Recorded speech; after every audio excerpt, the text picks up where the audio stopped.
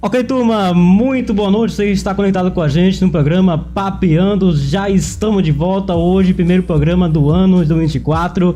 E estamos aí já de volta aos estúdios da Criativa TV. Estavam fazendo aí muitas externas, muitas reportagens. E agora é a vez da gente retomar os trabalhos aqui no estúdio da Criativa TV. E hoje estamos recebendo aí o nosso amigo e pastor Juarez Cardoso. Ele que já está nos estúdios aqui da Criativa TV e já vai dar situações para você daqui a pouquinho. Mas antes, já peço a você para compartilhar, deixar seu gostei e com certeza deixar sua perguntinha pro pastor Juarez ou também o seu alô de onde você está acompanhando a nossa programação. E você também pode interagir cada vez ainda mandando também uma foto da sua Smart TV ou do seu celular e marcar a gente lá no Instagram do canal, que é @CriativaTV.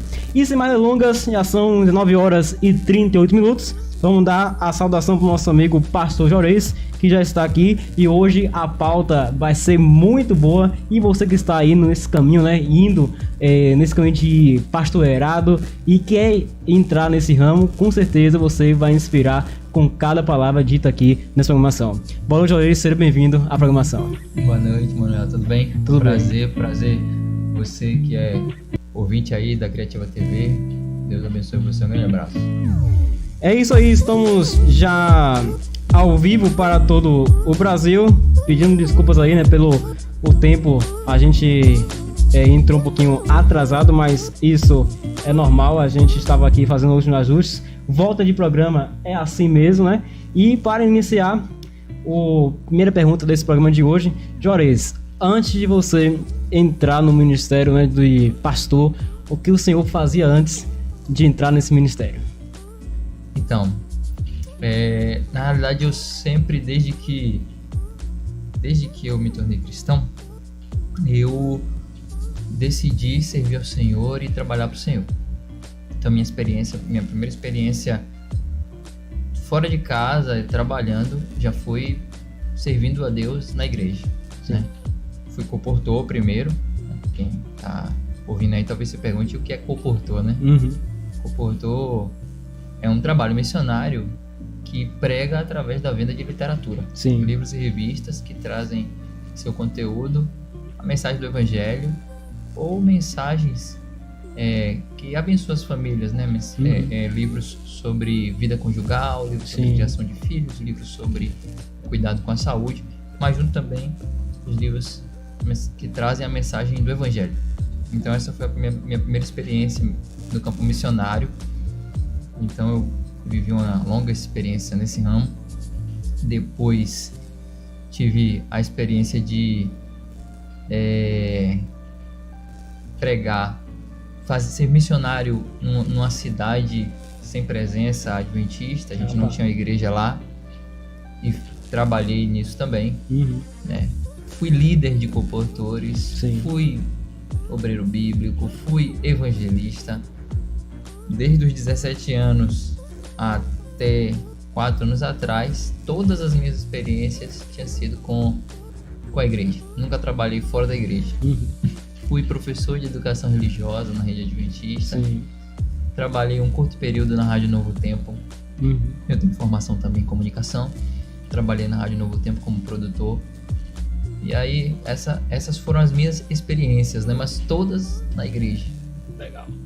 E você vê aí, que o homem aqui tem bagagem cultural, e também bagagem profissional. E a você que está aí acompanhando essa programação, seja muito bem-vindo e bem-vinda. Eu estou acompanhando aqui os comentários da turma. Daqui a pouquinho, no final do programa, vou acompanhar cada detalhe desse com carinho. Mas antes, vamos a partir agora da história desse pastoreado. Pastor, como foi o seu chamado para o ministério? Sabemos aí, que ao longo desse percurso aí tem umas trajetórias de vida, Também umas trajetórias, também um passo longo para chegar a esse ministério, a esse alvo.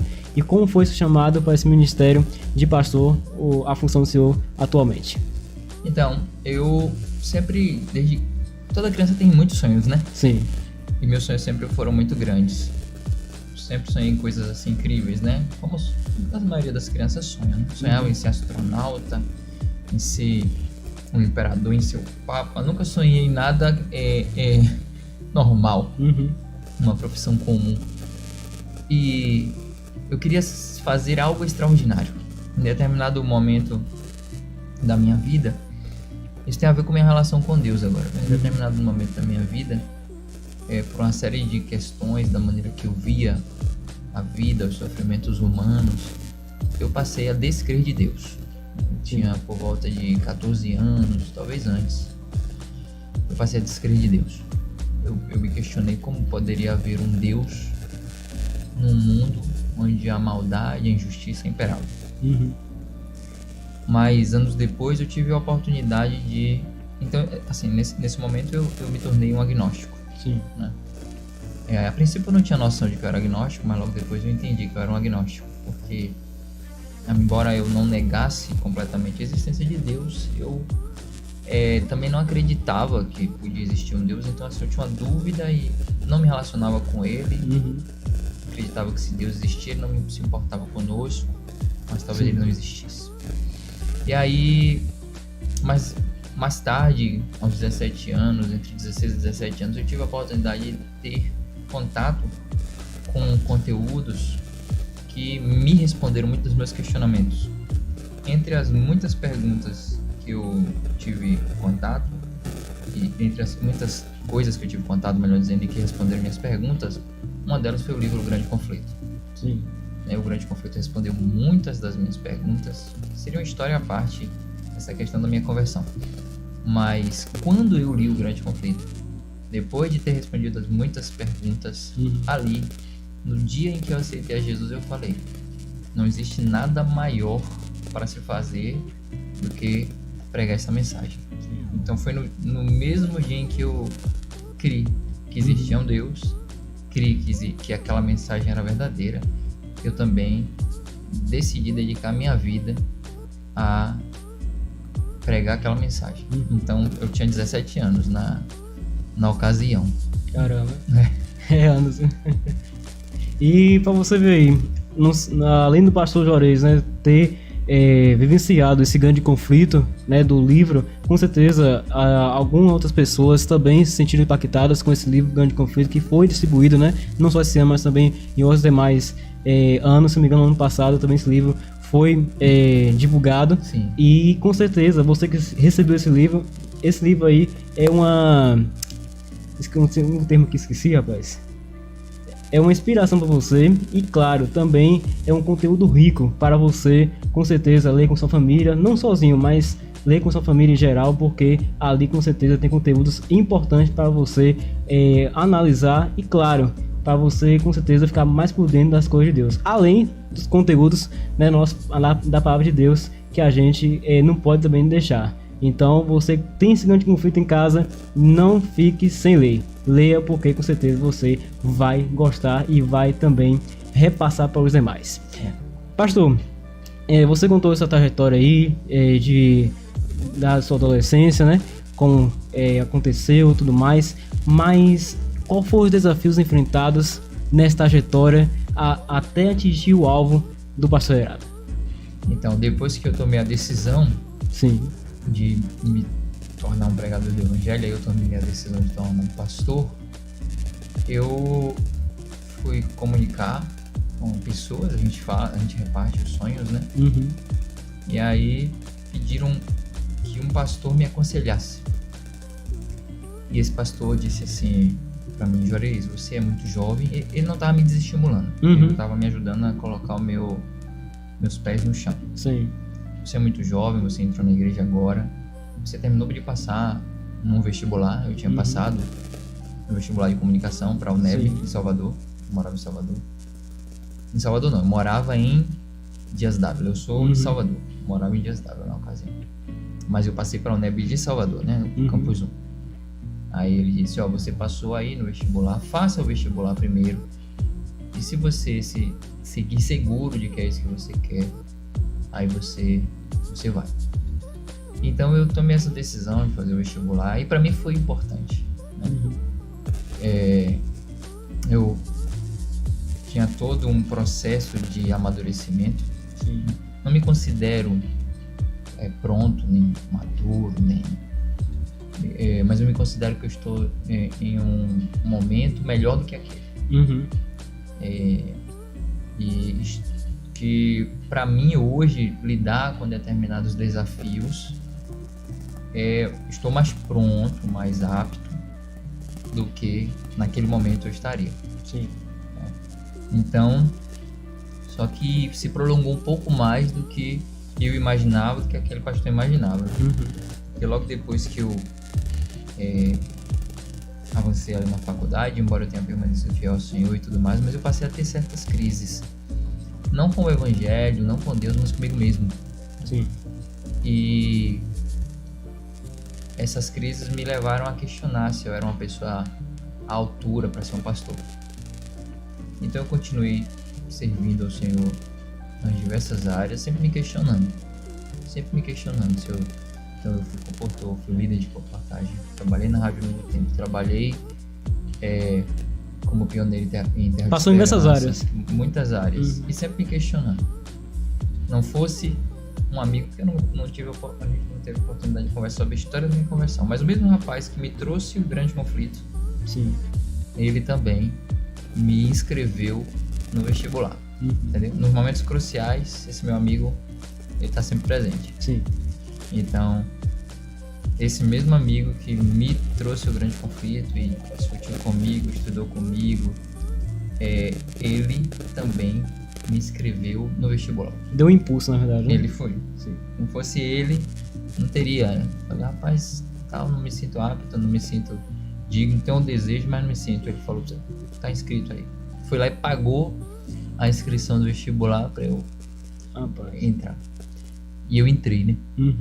E depois, isso é interessante, entrei não, eu passei. Sim. E na hora da inscrição, ele também estava ali junto comigo. E aí, na inscrição a gente conseguiu avançar muito com o apoio dele. Na hora de me instalar lá na faculdade, ele estava lá também nos momentos cruciais. Ele estava sempre presente. Deus usou esse amigo para poder me ajudar a avançar, né? É desafiador. E Deus pôs um amigo para me ajudar a avançar.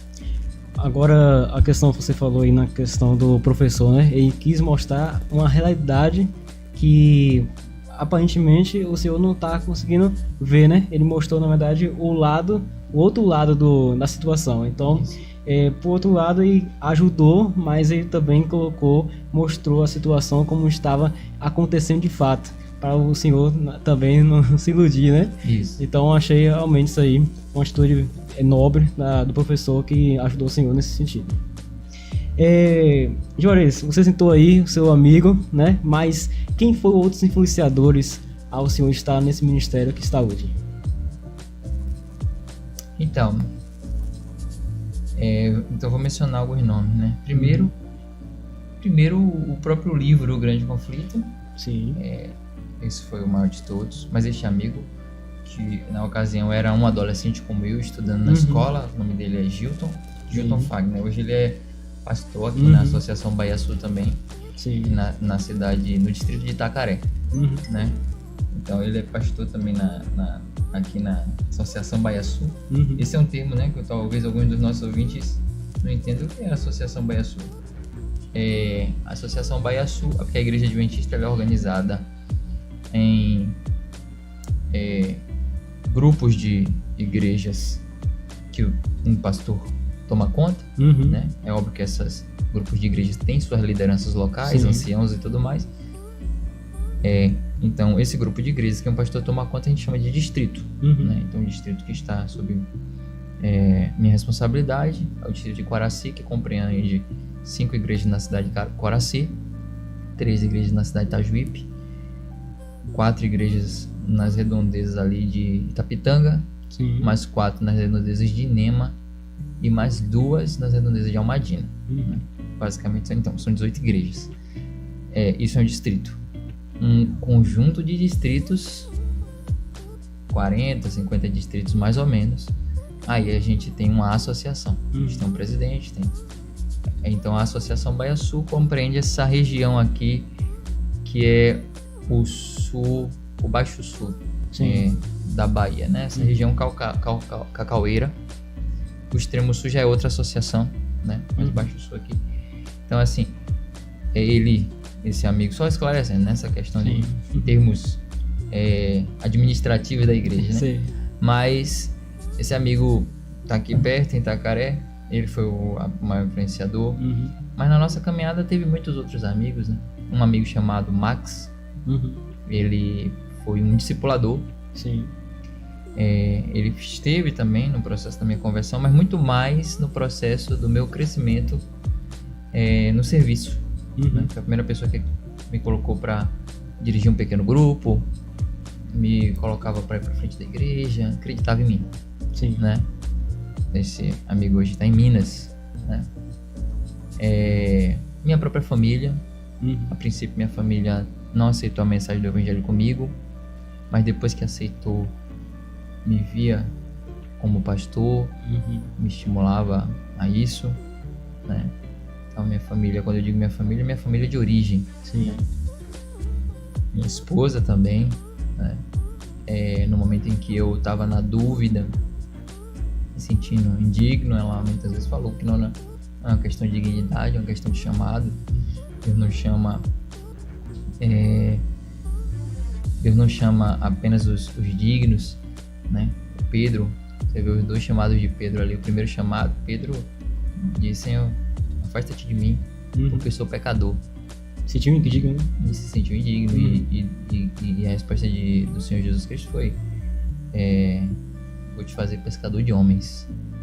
Jesus ignorou o sentimento dele Sim. de indignidade e continuou fazendo chamado. Deu autoestima pra ele, né? Isso.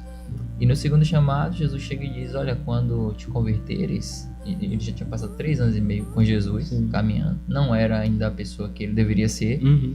Jesus enxergava nele um potencial maior Sim. e disse: quando te converteres, apacenta as minhas ovelhas. Então, o chamado de Jesus, nenhum dos dois tinha a ver com a condição Uhum. de Pedro, mas Sim. o desejo de servir Uhum. e a disponibilidade de ser usado, Sim. né? Então, isso aí, a motivação de muita gente. Minha esposa fez esse papel de mostrar isso, fez eu avançar.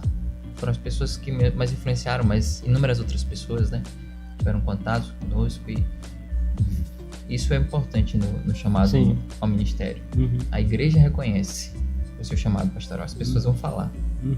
Várias pessoas vão chegar e vão dizer para você: rapaz, você devia ser um pastor, porque a igreja, ela reconhece o seu chamado. Sim. Então, isso é um dos traços do chamado ao ministério, né?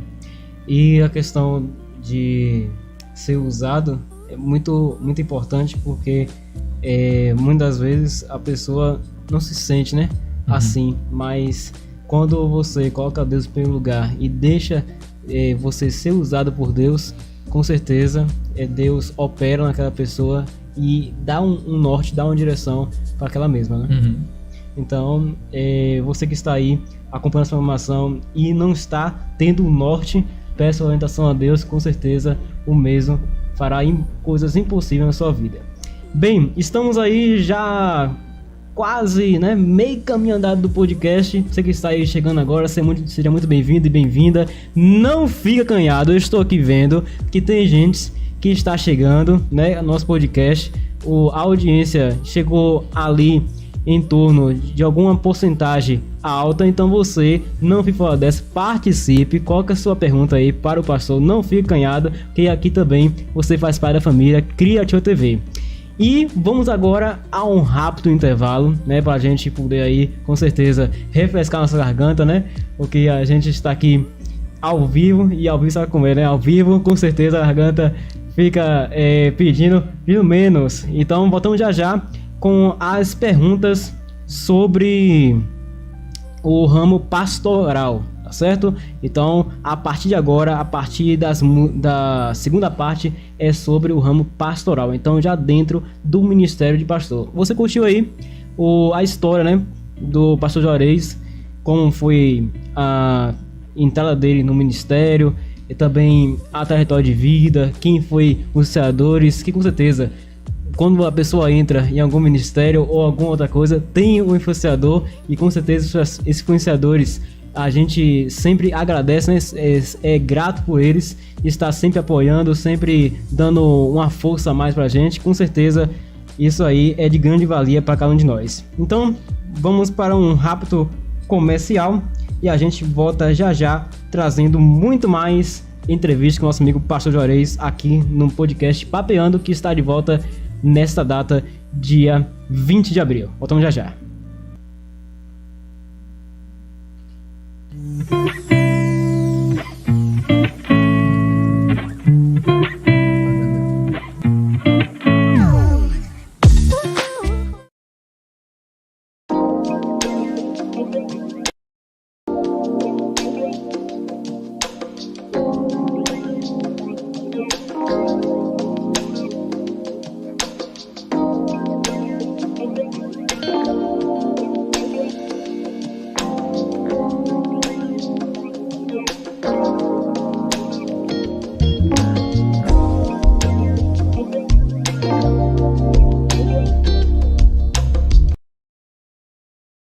A você, amigo internauta, que acompanha o nosso canal em todo o Brasil e no mundo, seja muito bem-vindo e bem-vinda a este canal. Aqui você vai encontrar conteúdos de informação espiritual e muito mais, e além das nossas transmissões ao vivo, podcasts e entre outros demais conteúdos. A você que acompanha nosso canal ao longo desses anos, muito obrigado pelo seu apoio e também por sua audiência nas nossas programações. E a você que é novo em nosso canal, não se esqueça também de fazer parte dessa família da Criativa TV. Criativa TV, conectado com você.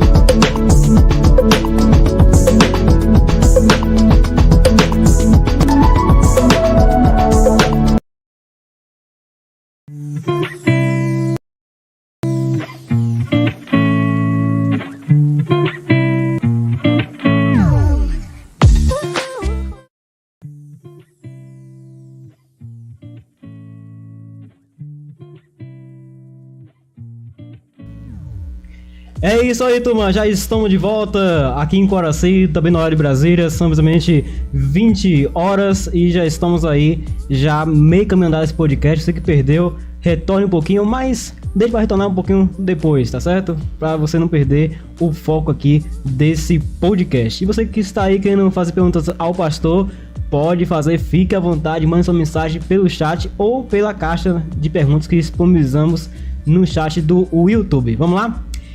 Pastor, durante esse período ministerial, como você analisa a Igreja Adventista de tempos atrás para agora? Sabemos que o senhor sentou hoje, não foi lá na reunião de música, a nossa produção esteve lá fazendo uma reportagem breve, vai ser disponibilizada no nosso canal. E você citou a questão das músicas, que alguns cantores estão colocando ritmos e tal, realmente não é adequado, né? Essa questão de ritmos seculares no meio do povo cristão. Mas além desse detalhe, quais são os outros que o senhor analisa e também cita nesse podcast? Então, observe, eu tenho cerca de 20 anos de Adventista. Então, pensando no total, sim, período total da igreja, não é muito tempo, certo? Uhum. E nem é uma visão geral, porque a minha própria história é uma história em determinados lugares. Mas mesmo nesses 20 anos, sim, a gente consegue ver algumas ameaças à integridade da nossa fé. A gente consegue perceber isso. Acredito que muito disso não é apenas uma ameaça à igreja adventista. É uma ameaça a todo o cristianismo. Sim. A gente vive numa época que, com o advento da internet, que trouxe muitas coisas boas, sem dúvida, né? Mas a gente vive na época das distrações, né? Então hoje é muito fácil a gente perder o foco na nossa vida, em todos os aspectos da nossa vida, e especialmente no aspecto espiritual. É muito fácil perder o foco das nossas lutas espirituais e tudo mais. Então, sem dúvida, hoje eu vejo uma igreja que está sofrendo as consequências disso. Sim. Certo? Uma igreja que está correndo o risco de perder o foco da sua vida espiritual, a importância do seu ministério, Do legado também, né? a importância do legado que recebeu. Uma igreja que está sofrendo o risco de se secularizar, sem nem sequer perceber, porque isso aí é um dos aspectos da distração. A distração faz você perder a noção do que está acontecendo ao seu redor. Sim. Né? Quando a gente... toda a nossa busca é pelo prazer imediato, pela satisfação dos nossos gostos, a gente, de certa forma, perde a noção do que está acontecendo. Né? Verdade. Então a gente percebe isso afetando todas as áreas da igreja. Você mencionou a questão da música aí, que é uma questão litúrgica, uma questão de adoração. A gente, na adoração, fruto muito disso que tem acontecido, a gente tem corrido o risco de fazer uma adoração mais pensando no eu, pensando no prazer, pensando no estímulo ao eu, do que pensando na grandeza, na soberania, na transcendência de Deus, né? Pensando num Deus que está assentado no seu trono, que merece, que é digno de toda adoração, né? Então, eu vejo que a gente tem vivido meio que sequelas disso, mas veja, em toda a história, a igreja viveu em um mundo cheio de desafios, durante toda a história. E Deus sempre concedeu poder e graça para a igreja daquela época passar pelos desafios que passou. Então, Deus continua também concedendo poder e graça para a igreja passar os desafios que vai passar. Mas a gente precisa realmente estar disposto a lutar, né? Eu vejo nossa época muito parecida com a época de Noé. Sim. Muito parecida com o período de Noé, né? A incredulidade, a erotização, né? Que é descrita na Bíblia no período de Noé, e a secularização daqueles que eram os mensageiros do Senhor, né? Começa lá a descrição lá em Gênesis capítulo 6, a gente vê logo o começo dizendo: os filhos de Deus viram as filhas dos homens, né? Tomaram para si as que eles acharam boas. Então, a gente vê que essas são marcas de uma época de crise. Sim. Mas Deus, em todos os momentos, levanta os seus, os fiéis, aqueles que vão permanecer firmes para cumprir a sua vontade. Com certeza. E a você aí também, né, que é de outra denominação, não deixe a raiz, né, e o legado também da sua igreja passar, você percebido, né? Também, assim, com certeza, também mudar, né, a trajetória, né, mudar como funciona a hierarquia e tal. Deixe Deus ser o centro da igreja, e com certeza não deixe que os homens, né, sejam o centro, mas sim Deus acima de tudo. Que às vezes a gente coloca algumas situações, né, que a gente deixa se influenciar pelo mundo, aí já quer colocar coisas na igreja, e colocar ritmo, outras coisas a mais,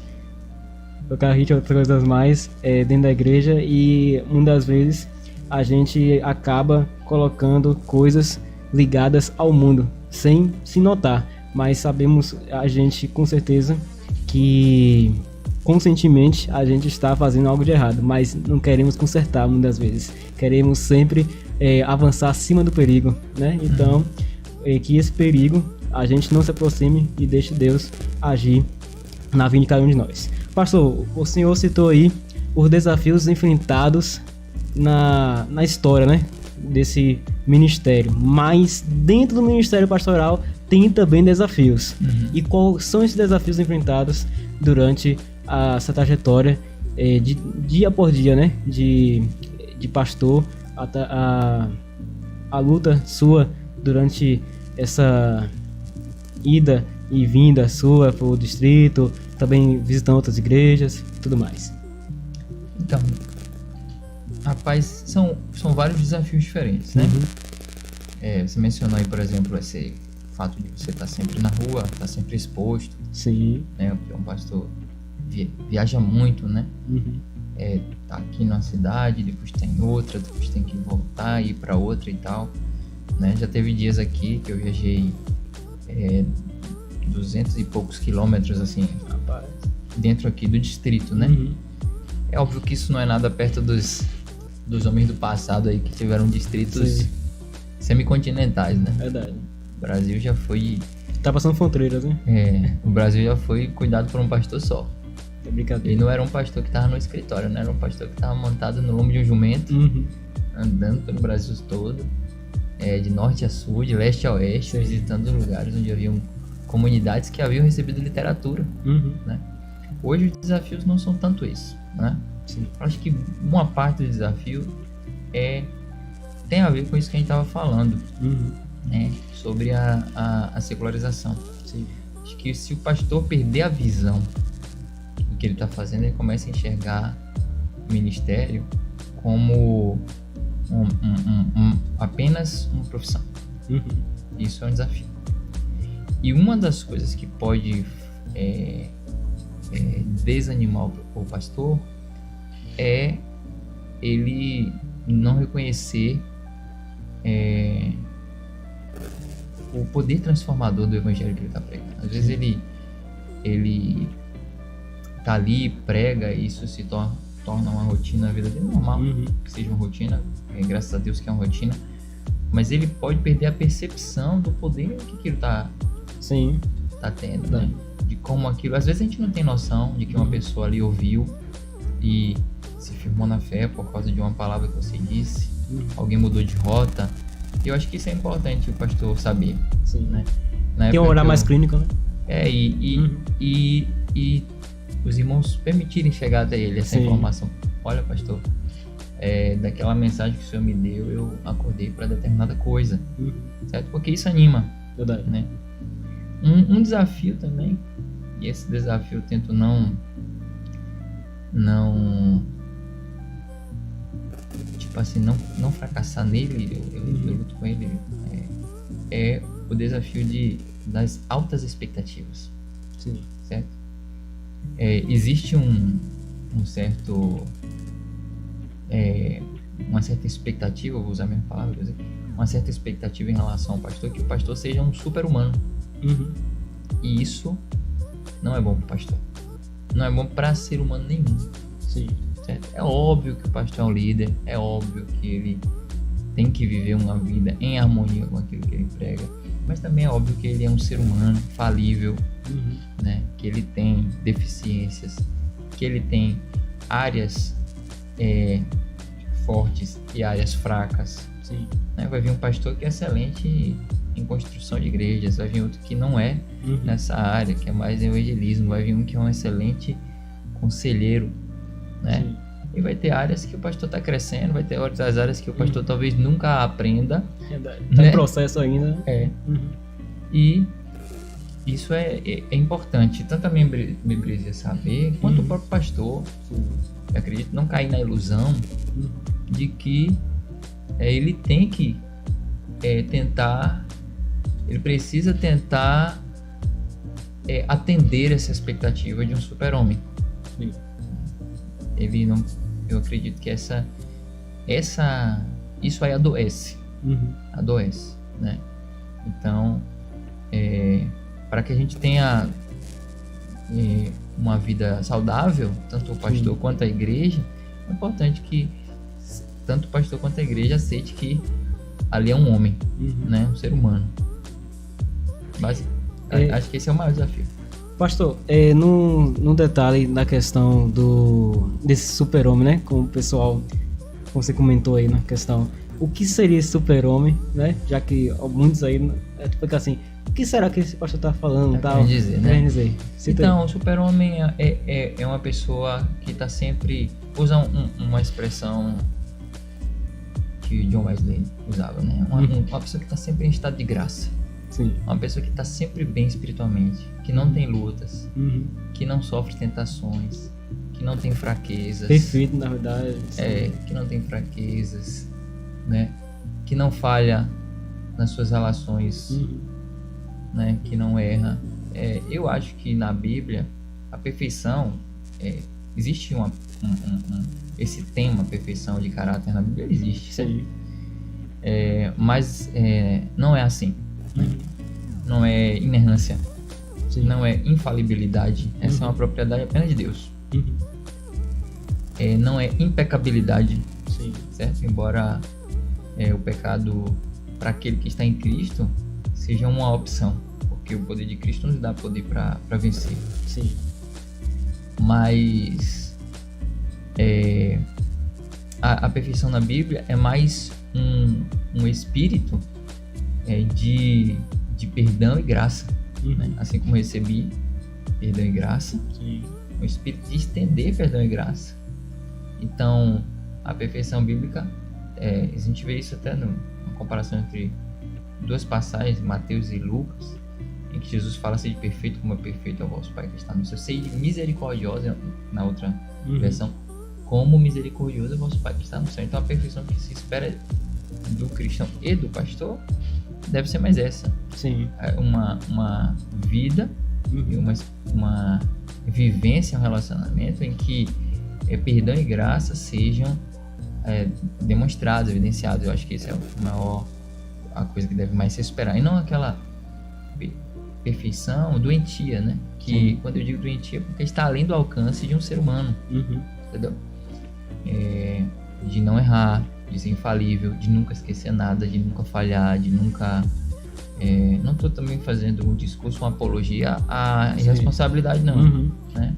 Mas seres humanos, eles falham, né? Eles precisam tentar se corrigir, precisam buscar se desculpar, reconhecer seus erros, aquilo que pode ser corrigido, ser reparado, né? Isso aí também evidencia algo positivo no caráter de uma pessoa, mas a falhabilidade, a expectativa de infalibilidade, ela adoece, né? E também, pastor, tem gente que, antes de passar para as perguntas, tem gente que idolatra o pastor, né? Faz do pastor como se fosse um chaveirinho, né? Chaveirinho particular. E não é assim, né? A gente tem que se basear no pastor principal, que é Cristo, né? Porque o homem é falho, o homem tem suas falhas. Então, a gente sempre tem que basear no Cristo Jesus, porque com certeza nesse mundo a gente sempre vai ter o homem sempre falhando em alguma situação, sempre, né, não sendo, como o senhor falar, super-homem, né? Então a gente tem que ter os focos centrados com certeza em Cristo, porque idolatrar pessoas assim não é da alçada do cristão, né, pastor? Tá certo. Acredito que o carinho da comunidade, o carinho das pessoas pela figura do pastor é algo maravilhoso, né? Sim. E tem que ser recíproco, o pastor também pelos irmãos, né? O vínculo de amizade e tudo mais é algo muito bom. Agora, levar o pastor a um pedestal aí não é legal, porque pode gerar decepções futuras. Certamente vai gerar. Qualquer pessoa que você colocar em um pedestal vai te decepcionar. Verdade, né? E pastor, agora você citou no início aí sobre a família, né? Sim. Como a família e o ministério caminham juntos, e como a família vem apoiando, né, o senhor nesse trajetório aí do ramo de pastor. Então, o ministério pastoral é um desafio para a família também. Sim. Ao mesmo tempo, é também uma bênção. Desafio e bênção andam juntos o tempo todo. Um dos aspectos do desafio para a família é o fato do pastor ele estar sempre criando vínculos e rompendo vínculos, né? Isso entristece o coração de qualquer pessoa. Verdade. Mas da esposa e dos filhos ainda mais, né? A criança vai ali, estuda na escola, começa a frequentar a igreja, faz amigos, passa 2-3 anos, tirado dali, enviado para outra cidade, outro distrito. E aí tem que recomeçar tudo de novo, né? Então, por isso que a família do pastor é chamada família pastoral. Sim. Porque ali é todo mundo que está vivendo a mesma experiência, né? O mesmo barco, né? Tá todo mundo no mesmo barco. Então, a criança ela tem que se sentir parte do ministério. A esposa ela tem que se sentir parte do ministério. E o pastor tem que fazer ela parte do ministério, senão ela experimenta apenas as dores. Sim. Se você não inclui sua esposa, seus filhos no ministério, eles experimentam apenas as dores do ministério, né? A dor de perder, aí assim, aquele prazer de recomeçar a fazer e perder de novo, né? Mas não experimenta a alegria de ver o poder do evangelho transformando vidas, de ver o poder do evangelho transformando mentes, né? Então essa alegria tem que ser compartilhada. Eu, graças a Deus, vivo isso na minha família. Minha esposa é muito atuante, não posso levar eles para todos os lugares que vou, então muitas vezes viajo sozinho, muitas vezes viajo de moto em lugares que estou indo, lugares com acesso mais difícil, né? Que situações em que o acesso dificulta a chegada com o carro. Não é que impossibilita, nenhum lugar que eu vou é impossível chegar de carro, é possível sim, mas como eu estou sempre nessa rotina, né, aí o custo de manutenções e tudo mais de uma moto é bem menor, então muitas vezes eu prefiro estar indo de moto, né? Facilita o acesso. Em estrada de barro a gente tem que estar parando muito por causa de buraco, moto já consegue, você desvia ali, você não perde a velocidade, você chega nos lugares. Não posso levar minha esposa para todos os lugares, nem meus filhos. Mas nos sábados eles estão comigo, estão indo para onde eu vou, às vezes ficam na igreja e eu vou para outro lugar. Mas a gente compartilha de um ministério junto. Quando eu tô pregando em um lugar, minha esposa às vezes está pregando em outro. Meus meninos pregam. O Levi, nem todo mundo conhece, eu tenho 2 meninos. Judá, que é o maiorzinho de 12 anos, Levi de 10 anos, que é autista. E Levi já pregou, né, representando um clube de aventureiros. Pregou em um evento de região, né? Tinha uns 300 pessoas. E ele estava ali pregando, com 8 anos de idade, autista, com dificuldades de linguagem, mas ele sente parte disso, né? Então ele prega, canta, sente engajado também, né? Sente engajado, exato. E para você ver, pessoal, lembrando também que o autismo não é doença não. O autismo, tem autista que dá uma surra na gente, né, em questão de conhecimentos. Isso. Então você vê que o autista também está incluído na sociedade e deve ser incluído na sociedade, porque hoje, né, em algumas situações o autista ele não fica muito 100% na sociedade, mas essa realidade está aos poucos, né, sendo modificada. Autismo é uma neurodiversidade, né? Sim. Então significa que ele tem uma forma diferente do funcionamento do cérebro. Não é nem melhor nem pior. É diferente. Sim. Né? E a gente tem que aceitar essa neurodiversidade, né? E aí você procurar a inclusão. Pastor, o senhor falou aí de ministério e tudo mais. Qual seria, ou qual é, né, o seu dom preponderante nesse ministério que o senhor está aí? Esse é o seu dom, né? Tem pastores que tem o dom para ministrar, mas tem outros que também tem dom para o canto, né? Fica um pacote completo ali dentro do ministério do pastor. Conta pra gente aí esse dom. Eu não sei esse pacote completo aí, não. Eu só canto no banheiro. É por aí. Vou falar, me ver cantando assim, no coisa, falando. Só canto bem quando eu tô sozinho. Quando eu pego o microfone pra cantar, meu Deus, que misericórdia. Em relação a... Rapaz, é difícil falar de dons, né? Porque eu vou falar aqui... Eu vou falar de como me vejo, tá? De como me vejo. Gosto muito. Vou falar de coisas que gosto, né? É mais fácil a gente ter domínio daquilo que a gente gosta, né? Então, entre todas as coisas, a que eu gosto mais empata com uma segunda, mas é da pregação. Sim. Eu vejo a pregação muito mais do que apenas uma mensagem para emocionar ali no momento. Não vejo pregação assim. Certo? Embora não exclui da pregação esse fator emocional ou racional, porque a pregação quer alcançar o homem inteiro. Não é só uma parte, não é uma aula técnica, não é uma aula de matemática, de engenharia. Mas eu vejo a pregação como ensino. Sim. Como ensino. Então eu gosto de ensinar. Certo? Então quando eu prego, eu estou ensinando. Sim. Embora tenha esse aspecto de tocar o coração, mas muito mais também esse culto racional. Quando eu prego, eu tô ensinando, né? E eu gosto muito de pregar. E antes de pregar vem o estudar. Antes de ensinar, o professor precisa aprender, precisa se aprofundar, precisa... Também sou apaixonado por estudar a Bíblia, apaixonado por estudar temas de um certo grau de complexidade, né? Atuais, né?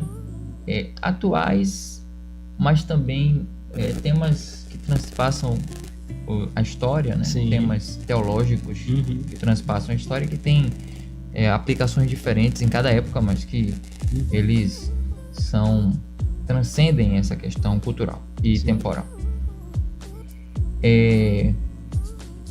Essa é a segunda coisa. Eu acho que todos empatam, viu? O terceiro dom que eu gosto muito é de ouvir pessoas, né? Ouvir pessoas, estar junto. Eu não sou assim uma pessoa de grupão. Eu brinco, sou brincalhão, mas grupão me cansa às vezes. Mas de estar no lar, visitar, não é que eu estar num almoço me cansa, não é isso, né? Tô no almoço ali com a igreja, eu gosto também, tô ali no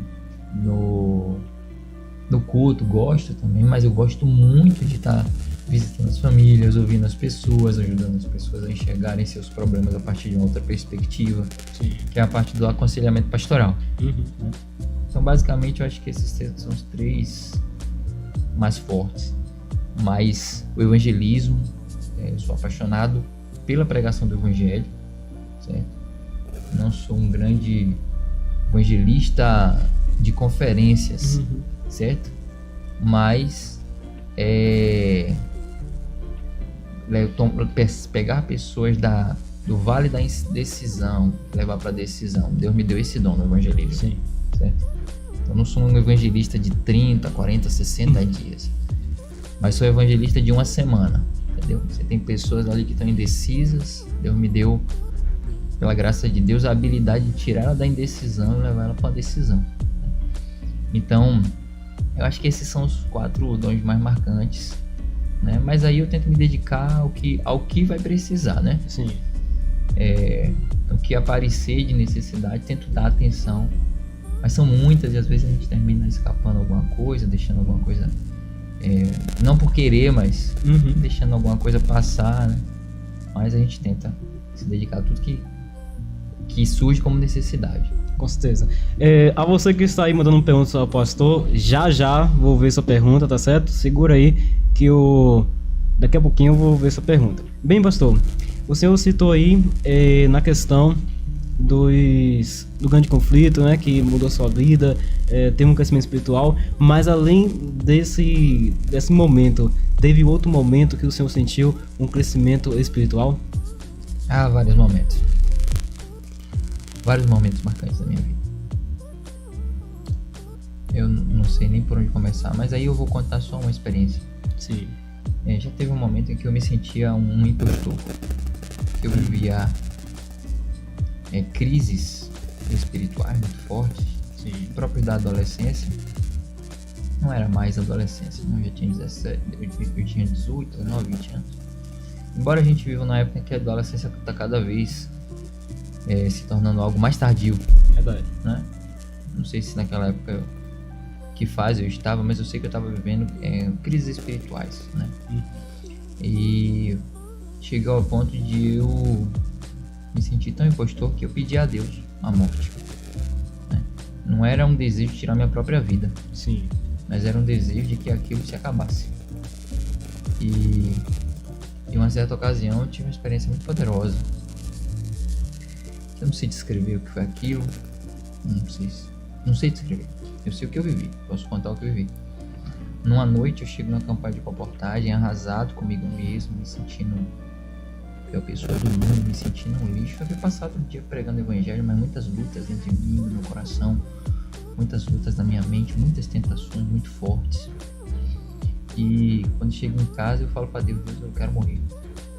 Eu falei ainda assim pra Deus, um dia desse que eu estiver andando aí, manda um carro e me mata. Falei isso pra Deus, né? Eu tava naquela fase, eu não tenho vergonha de contar a fase que eu vivi. É dessas imperfeições que eu tô falando, né? Tem gente que às vezes espera que o pastor tenha uma história linda, né? Que, Verdade. tipo assim, só flores. Sim. Não existe isso. Na verdade, tu vai olhar a vida de Paulo, antes da conversão, houve falhas, e depois da conversão, houve falhas também, né? Durante o ministério dele, houve falhas.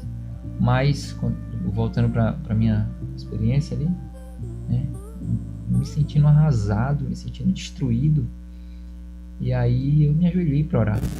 E eu me ajoelhei numa janela. Os colegas estavam dormindo assim, na época sem mimimi, viu? Na época a gente dormia no colchão, no chão. Todo mundo tinha colchonete, cada um botava o seu colchonete no chão e a gente dormia no chão. Era o raiz, né? Naquela época era assim. Aí eu me ajoelhei ali numa brecha entre dois colchões, olhando para fora de uma janela assim, e comecei a falar com Deus com os olhos abertos, e disse: Deus, eu fiz aquela oração, e aí eu tive a sensação de que eu tava perdido e tudo mais, e eu falei uma frase assim para Deus, falei a seguinte frase para Deus: Senhor, como é que eu posso chegar ao céu se eu não consigo ver o seu sangue? Eu falei essa frase para Deus. Porque quando eu falei assim meio que numa linguagem figurada. Sim. Usando a linguagem figurada, eu usei essa expressão: como é que eu posso chegar ao céu quando eu não consigo ver o seu sangue?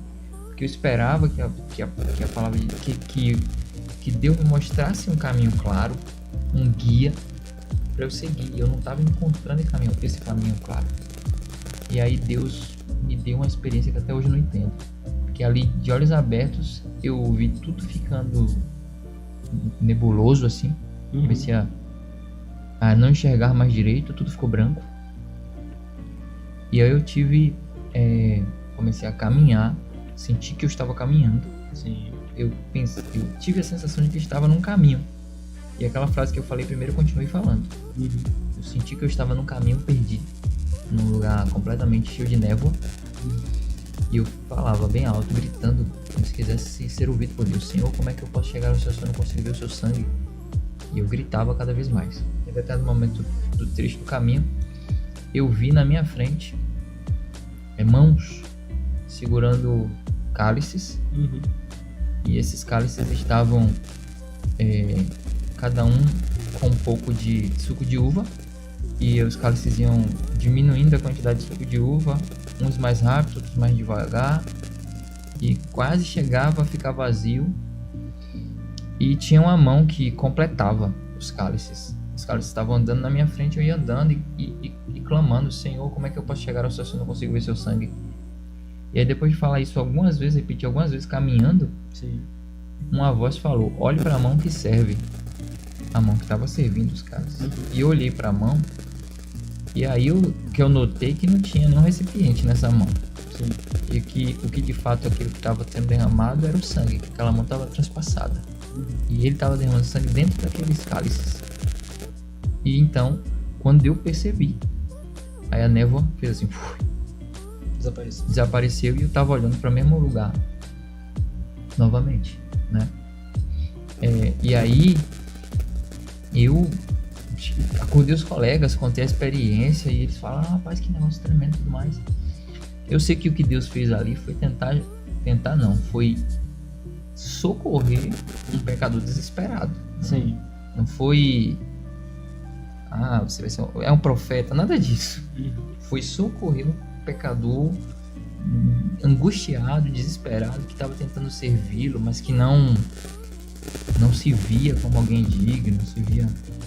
Então Deus, ele estendeu a graça para mim ali, falou aqui comigo, né? E naquela experiência eu consegui perceber que aquele sangue de Jesus que eu tava, assim, aquela companhia de Jesus que eu achava que era apenas um Jesus que havia passado na história e deixado um rastro. Sim. Ele me mostrou um Jesus vivo que estava ali disposto a cuidar de mim agora, aqui, pessoalmente, e mais do que cuidar apenas de mim, mas também de outras pessoas. Então eu vi um Jesus que não é apenas um Cristo do céu, é um Cristo de perto também, né? E aquilo me animou demais. Eu acho que talvez tenha sido a experiência mais marcante. Vivi outras experiências assim, parecido, assim, experiências envolvendo milagres poderosos, mas essa foi uma das experiências mais marcantes da minha vida cristã, que me mostrou um Deus vivo, né? Sim. E na questão aí, muitas pessoas, eles não veem um Cristo real, né? Veem um Cristo fora da realidade. Veem um Cristo, assim, como se fosse, colocar um linguagem aqui, na realidade virtual, né? Um Cristo que não existe, mas isso aí é teoria do mundo. Sim. Porque quem é cristão, com certeza não tem essa teoria. Crê que Cristo ressuscitou. Sim. E está no meio de nós e está sempre conosco em todas as situações. Mas achar que Cristo não é real, aí é pior do que um ateu, né? Uhum. Então, isso aí é uma mente que ainda não foi, deixou Deus, né, entrar no coração daquela pessoa. Pastor, em seu ministério, em quais áreas da igreja o irmão tem percebido um progresso assim dentro da igreja? No distrito de Coraci? No distrito de Coraci pode citar também alguns, né, que o senhor estava ministrando. Então, eu acredito que eu tenho me empenhado muito em não deixar... Uma das coisas que eu acho que é essencial para a igreja, certo? Uhum. Que eu acredito realmente que é essencial para o bem-estar da igreja, para que a igreja continue avançando. Sim. É a gente não abafar o pecado. Uhum. Na igreja ocorrem erros. Na verdade, todos os dias nós cometemos erros. Mas às vezes acontecem coisas que são gritantes e assim, que precisam ser tratadas. A Bíblia chama de escândalos, né? Coisas que às vezes eu percebo que a gente, com medo das consequências, com medo da reação das pessoas, com medo de perder o irmão que já se distanciou, o que a gente faz? A gente finge que nada aconteceu, finge que não viu. E às vezes isso começa a desanimar a igreja. Sim. Isso começa a desanimar a igreja. Desanima a igreja.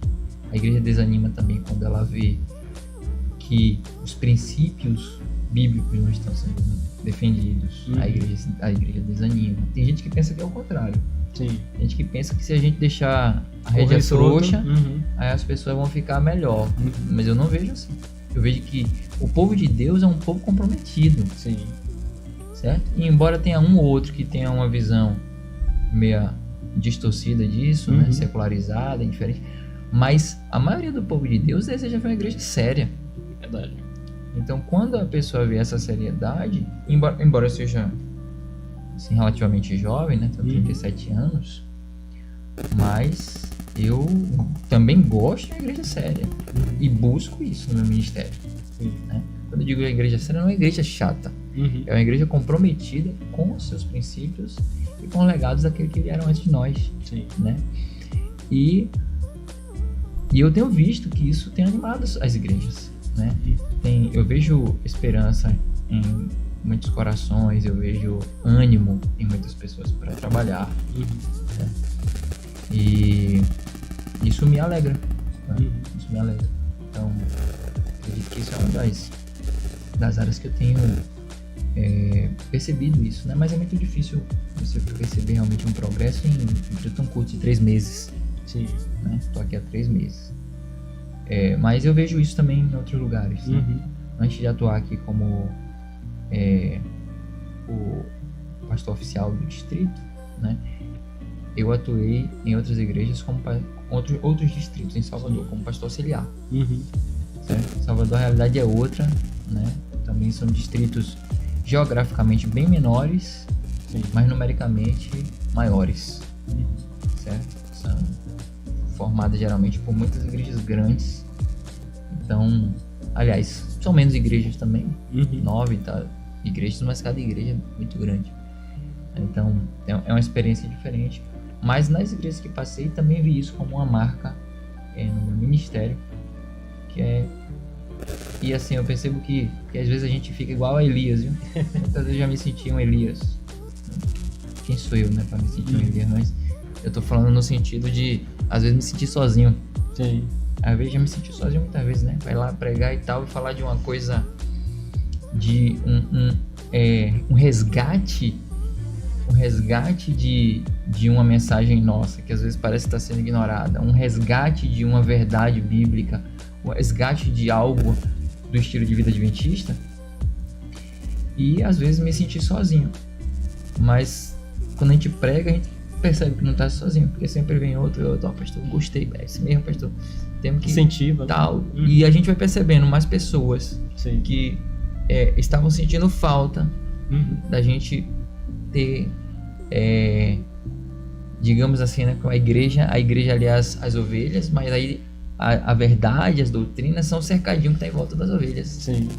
E às vezes a gente vê esse cercado meio com problemas, quebrado, e algumas pessoas pensam que isso traz liberdade para as ovelhas, mas não traz, está insegurança, né? Porque as ameaças de fora ficam mais fácil de entrar.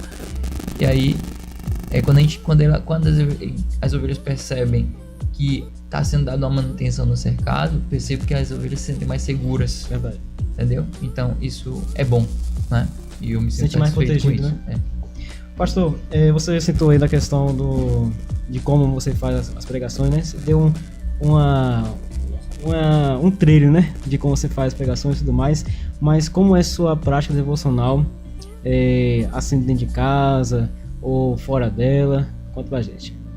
Então, eu todos os dias leio a Bíblia, Sim. né? Faço a lição da escola sabatina com minha esposa e eu leio a Bíblia sozinho, certo? Acho que esse aspecto do leitura pessoal, individual é importante. Faço a lição, assim, de madrugada, muitas vezes eu acordo, não vou dizer que são todos os dias, e oro pelo distrito, oro pela minha esposa, oro pelos meus filhos. Aí a gente acorda, eu leio a Bíblia. Sim. Depois faço a lição com a minha esposa. Aí depois a gente vai pra sala e juntos a gente faz o culto familiar, certo? E aí meus filhos vão pra escola, eu começo as atividades do dia, né? Tenho temas que gosto de estudar, mas não considero isso parte da minha devoção. Mas assim, eu não pego a Bíblia sem reconhecer que ele não é um livro humano. Sim. Eu não pego a Bíblia com um olhar técnico. Qualquer jeito, né? Tipo assim, vou estudar aqui tecnicamente. Sim. Eu não faço isso. Não faço isso não porque... Eu só não faço isso porque, de fato, a Bíblia não é um livro qualquer. Não é um livro qualquer, né? Se você for um enfermeiro que cuida de bebês, você não vai pegar um bebê apenas como se fosse a partir do olhar apenas da biologia. Sim. Você precisa olhar ele ali como um humanozinho delicado, com carinho. Você não vai olhar ele apenas a partir da perspectiva biológica, como um organismo, né? Você vai olhar como um sem formação, que está na sua primeira fase. Vai olhar pro outro lado, né? Sim. Por mais que sua profissão tenha esse olhar técnico sobre... Sim. E existe um olhar técnico do teólogo para com a Bíblia, mas esse olhar técnico deve estar subjugado ao olhar espiritual, né? Que é esse cuidado de enxergar ali a palavra de Deus.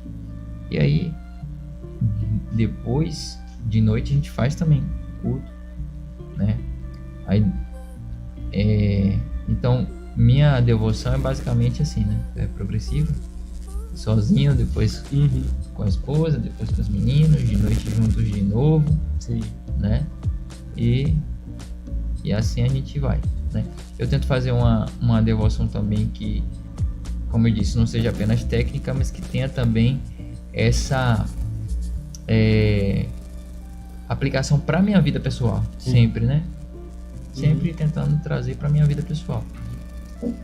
E tem sido muito positivo isso, né?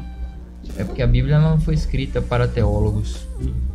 A Bíblia foi escrita para pessoas, né? Para uma igreja que passa por lutas e que foi escrita para que a gente vencesse. Então, esse é o olhar.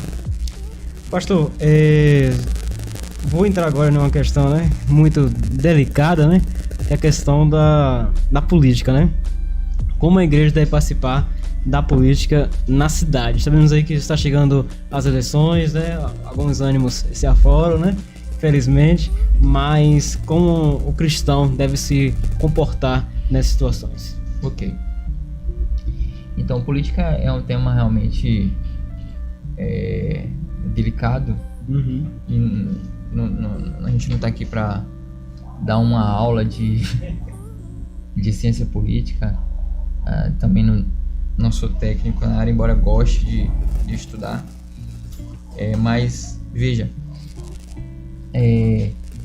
como a Bíblia trata a questão da política, né? Todos os modelos de governo, que hoje a gente tem um debate muito sobre essa questão de modelo de governo, socialismo versus liberalismo versus conservadorismo e tal. Todos os modelos de governo na Bíblia, nenhum Deus apresenta como a esperança para os seus filhos. Nenhum modelo de governo na Bíblia Deus apresenta como a esperança para os cristãos. Quando você pega o livro de Daniel lá, você vê uma sequência de impérios, e são impérios que seguem modelos diferentes, né? O Império Babilônico, que era absolutista, extremamente centralizado na pessoa de Nabucodonosor. Depois o Império Medo-Persa, em que Ciro compartilhava seu governo com governadores, né, e sátrapas. Aí depois você tem o Império Grego, o Império Romano também, que alternava entre um império e uma república. Sim. Um império absolutista e uma república. Vários modelos de governo, nenhum deles a Bíblia apresenta como sendo um modelo ideal e um motivo de esperança para os cristãos. Agora, em todos os modelos de governo, o cristão respeitou a existência do Estado. Sim. Em todos os modelos de governo, o cristão respeitou a existência do Estado e muitas vezes até se engajou politicamente. A Bíblia tem inúmeros exemplos, mas não engajou politicamente com a esperança de aquele modelo fosse vai mudar o mundo, vai tornar o mundo melhor. José, ele se tornou um governador do Egito. Sim. Certo? E ele teve a oportunidade de ser uma bênção para o Egito e para todos os países ao redor. Certo?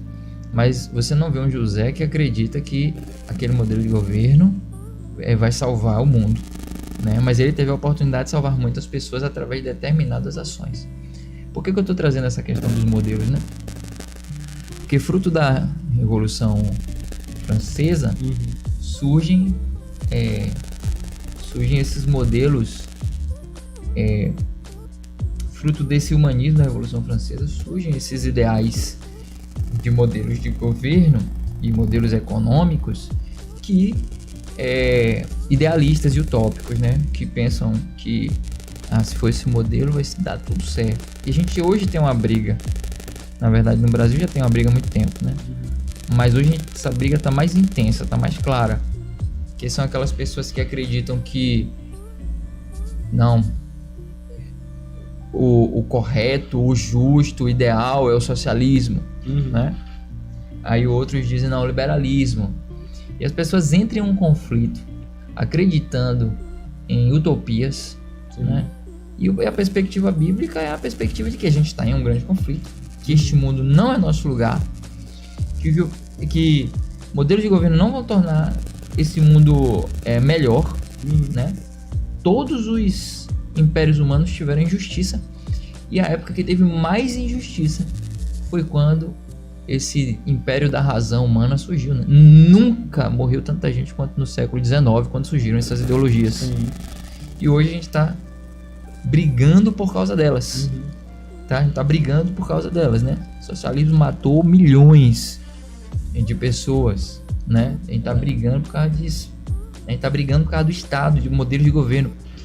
Então, a primeira coisa que eu digo é: não entre nessa ilusão. Uma briga temporária, né? E uma briga sem sentido. Sim. Uma briga que rebaixa a gente às discussões mais vis, né? Então não entre nisso. Primeira minha coisa, não entre nessa briga de acreditar que determinada forma de governo vai ser o ideal e que a outra pessoa, porque acredita de tal maneira, ela é uma pessoa injusta, ela é desonesta, ela é ladra, ela é isso, ela é aquilo, ela é burra, né? Primeira coisa é isso. Agora, aí a pergunta é: mas pastor, se não tem nenhum modelo de governo ideal, eu posso fazer filiação política e me envolver, e me tornar, me candidatar a alguma coisa? Amigo, se você tem o desejo de contribuir com a sociedade, não, observe, estou dizendo de fazer o mundo um paraíso. Essas utopias, elas não funcionam, nunca funcionaram. Mas se você tem o desejo de contribuir com a sociedade de alguma forma, e você vê que você tem um potencial de influenciar nesse ambiente para o bem, show, né? Que Deus use você. Agora, a grande questão é: e qual é o posicionamento da igreja em relação a isso? Você que é membro da igreja, você pode apoiar um irmão, né? E eu acho, inclusive, que nós devemos apoiar os nossos irmãos. Sim. Certo? Tem gente que vai dizer assim: mas a política é um ambiente corrupto, não sei o quê. Daniel estava em um ambiente corrupto e foi fiel. José estava em um ambiente corrupto e foi fiel. Esté estava em um ambiente corrupto e foi fiel. O mundo inteiro é corrupto. E talvez o ambiente da política seja mais desafiador. Sim.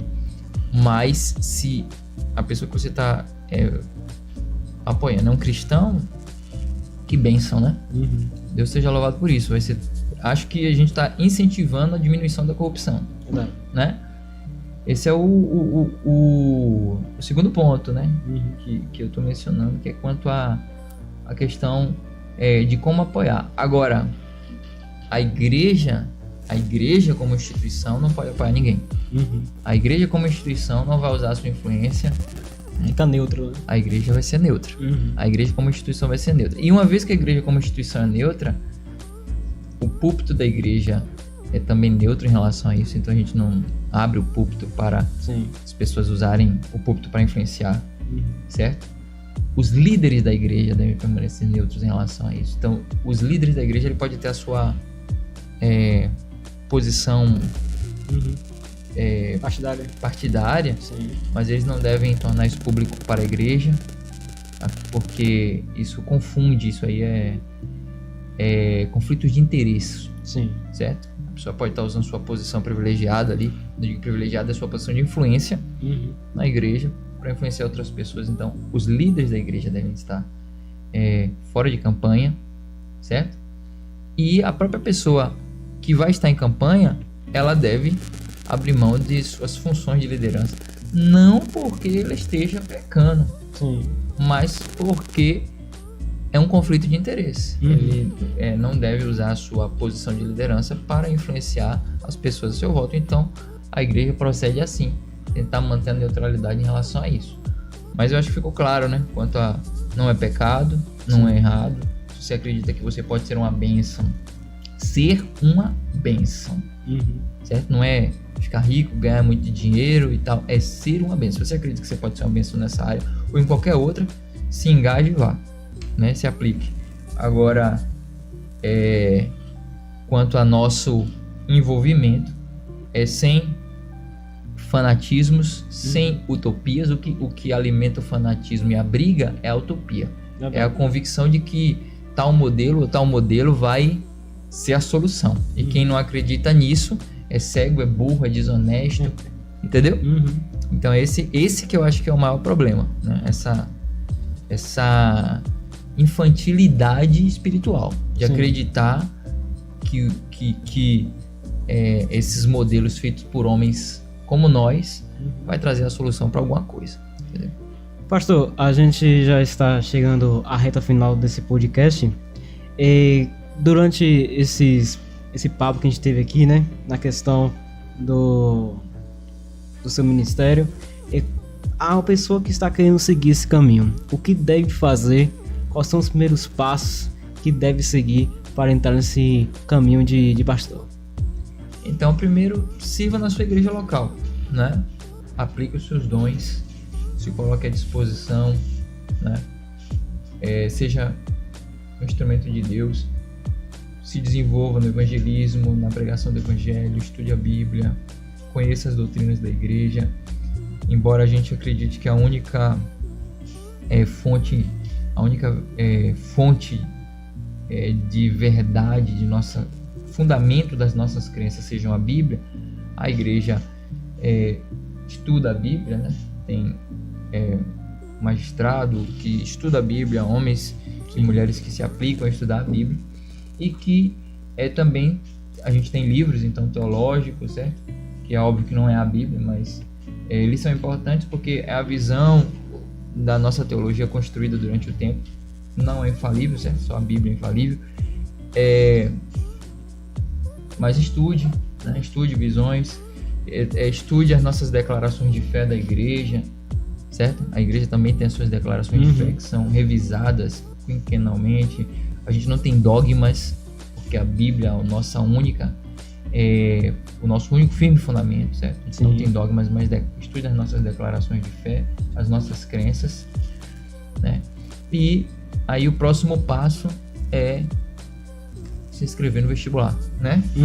Próximo, não fique demorando muito, né? Se inscreva no vestibular e tente, né? Porque pode tentar uma vez, tentar duas, tentar três, não desista, né? Com certeza. O vestibular é o ponto mais chave, né? Para chegar ao ministério, né? Mas eu acredito que esses outros são interessantes, são Sim, importantes. também. É uma base, né? Embora o vestibular seja, né, a virada de chave, mas os outros eles são pontos de partida. Sim. Né? São bases, você precisa tê-las para poder desenvolver bem, né? Embora cada um tenha sua história, né? Tem pastores maravilhosos, excelentes, que não fizeram nada disso que eu falei. Com certeza. Chegaram cru lá no seminário, estudaram, aprenderam, avançaram e cresceram, né? Depende muito da boa vontade, da disposição de servir a Deus. Pastor, antes da gente ir para a motivação, né, a mensagem final para encerrar esse podcast, tem uma pergunta que chegou aqui: por que o pastor não usa redes sociais? Rapaz, eu tenho muitos motivos para não usar as redes sociais. Não é que eu não uso redes sociais nenhuma, né? De fato, talvez o conceito que a pessoa está perguntando eu não tenho redes sociais. Eu faço até uso de streaming, né? Sim. Sou cauteloso com o conteúdo que eu me exponho, e minha família também, porque tudo tem nutre alguma coisa na nossa vida, certo? Todos os conteúdos que a gente assiste, assim, eu já era cauteloso, e depois da faculdade de comunicação ainda mais. Quando eu fiz a faculdade de comunicação, uma das frases que mais me marcou foi o professor dizendo assim: olha, vocês agora não são mais consumidores de comunicação, vocês são produtores. Não assistam qualquer coisa. Essa é a primeira frase que eles falaram. Então tem esse cautela. Mas quanto as redes sociais, onde a gente expõe a vida, o meu problema é esse: exposição. Acho que isso não é saudável nem para quem se expõe, nem para quem consome esse tipo de conteúdo. Né? O que a gente faz nas redes sociais é uma vida editada, certo? A gente não coloca, as pessoas não acompanham nossa vida, nossa rotina real. Então aquela pessoa que a gente coloca nas redes sociais é um personagem que a gente cria. Ela é o básico, né? Eu costumo dizer isso nas minhas pregações, às vezes, quando eu falo de redes sociais. Ninguém coloca a foto do dia que comeu farinha com ovo, feijão com... só feijão com arroz. Quando não tinha carne no feijão, ninguém bota foto. Mas no dia da pizza, né? Quando tem banquetes. Quando tem banquete, quando a roupa tá novinha, Verdade. né? A gente não perde a oportunidade. Não quer Bora. passar feio, né? Exato. E essa edição, ela não é saudável. Sim. Ela não é saudável. Ela não é saudável para as pessoas que vêm. Vira uma fábrica de descontentamento, de frustração, de inveja. Sim. Por que todas as pessoas estão tão bem e eu tô aqui, né? Por que as pessoas estão tão bem e eu não? Então, é uma fábrica de inveja, de descontentamento, de frustração as redes sociais. Sim. E aí a pessoa se sente na obrigação de mostrar apenas aqueles detalhes da vida e ele entra no jogo. Vou mostrar aqui, né? Poxa, tenho que mostrar minha vida que eu não tô tão mal. E aí ele entra no jogo. Sim. De mostrar. E aí é o filtro. Não se aceita, não aceita uma marquinha que tem no rosto, não aceita a sua aparência pessoal. Isso é adoecedor. Né? Já existe uma CID chamada Síndrome Snapchat. Snapchat foi o primeiro aplicativo que tinha filtro de beleza. Né? E adoeceu milhares de pessoas. Né? Muita gente não gosta do que vê no espelho. Sim. E prefere se enxergar como aquela pessoa que ele vê na foto. Né? Isso é adoecedor. Né? É uma crise com a realidade. As redes sociais têm trazido isso para nós, uma crise com a realidade. A gente já não consegue mais suportar a realidade ao nosso redor. Ela é pesada demais, então a gente prefere viver criando esse ambiente ilusório. No virtual do que no real, né? Isso, criando esse ambiente ilusório. Então as redes sociais, elas são adoecedoras tanto para quem promove Sim. essa vida editada, quanto para aquele que consome, né? Que termina virando um fluxo aí, todo mundo entrando nesse jogo E também a exposição tem outro lado negativo, né? Tem outro lado negativo, que é a sua exposição a criminosos, a Sim. pessoas mais mal intencionadas. Mas esse é o mínimo. Os fatores mais preponderantes foram os que eu já mencionei. É isso aí, pessoal. Chegamos ao final do podcast. Agradecendo a todos pela sintonia, pela audiência. Já vou ler os comentários, mandar aquele alô pra turma aí. Mas antes, a sua mensagem, pastor, de motivação pra turma seguir esse caminho do ramo de pastor. Meu amigo, você que quer ser um ministro do evangelho, o que eu vou dizer pra você é: continue. A Bíblia diz assim: aquele que deseja um ministério grande, que aspira um ministério grande, obra deseja, né? Mas lembra que você está tomando essa decisão por um Deus, né? Não é por posição, não é por honras, não é para agradar pessoas, porque vai ter hora que as pessoas vão estar te aplaudindo, vai ter hora que não vai estar, vai ter hora que você vai fazer uma coisa que é certa e você não vai ser compreendido, só vai ser compreendido depois. Talvez você escute críticas porque você não se enquadra naquele homem perfeito que eu disse, né? No super-homem.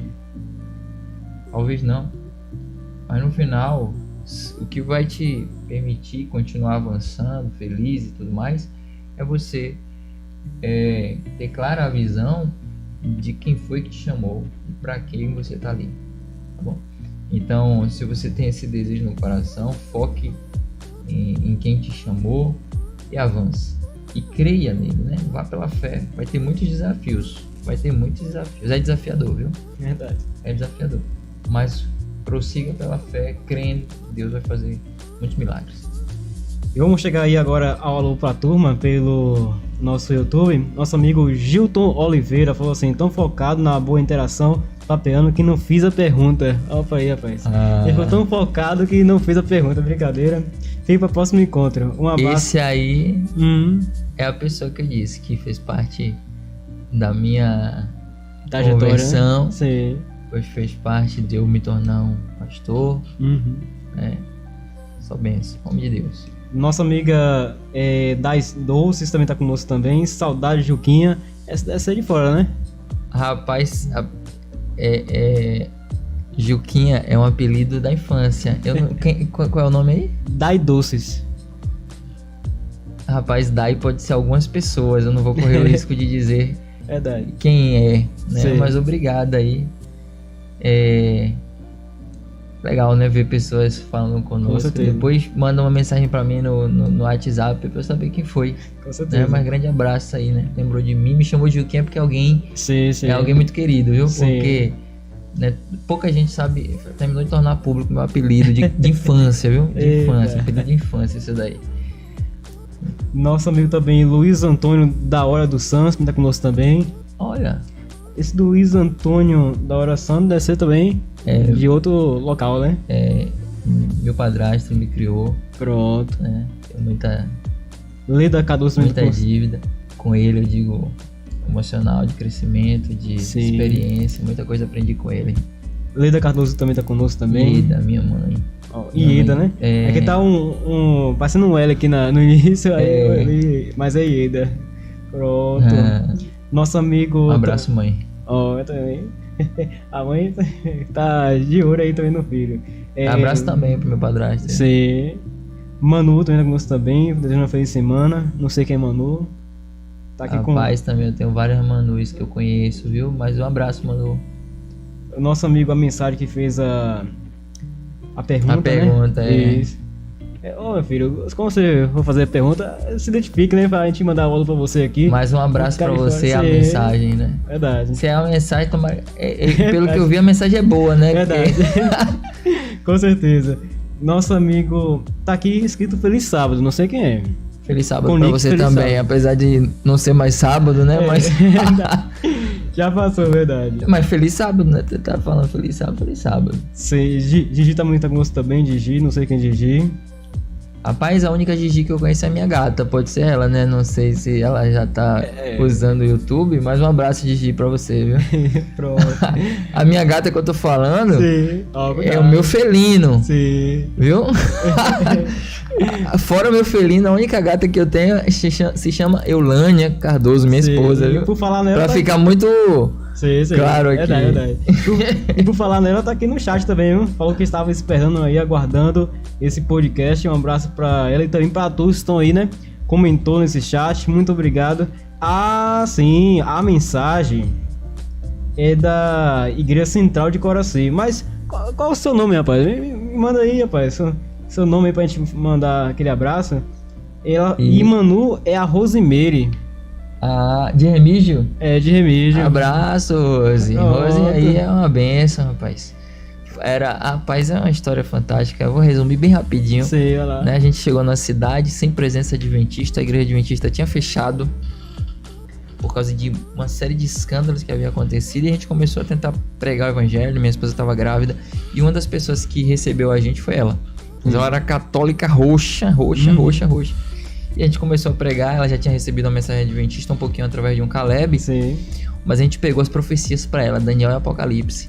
Rapaz. Aí ela começou a ter muitas perguntas e tudo mais. Eu falei, vá lá no padre, pergunte pra ele por que não Tira guarda o dúvida, sábado, né? tira dúvida. Uhum. E aí ela foi lá no padre e aí perguntou, padre, por que vocês não guardam o sábado conforme a Bíblia? Por que guarda o domingo? Uhum. E aí o padre começou a tapear, tentar dar respostas.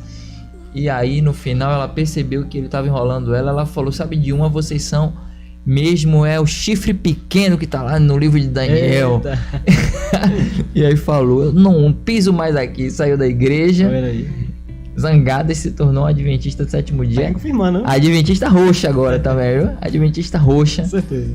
Coisa benção essa mulher aí, viu? A mensagem, isso aqui é Rauan e Rebeca que tá no Abraço aí. Pronto, rapaz. Abraço aí. Deus abençoe vocês, viu? Desde já, pastor, a gente agradece pela sua presença aqui em nossos estúdios, por você, né, contar essa experiência de como o senhor começou no ministério e tudo mais, e também servindo, né, de incentivo para outros futuros pastores que vão vir.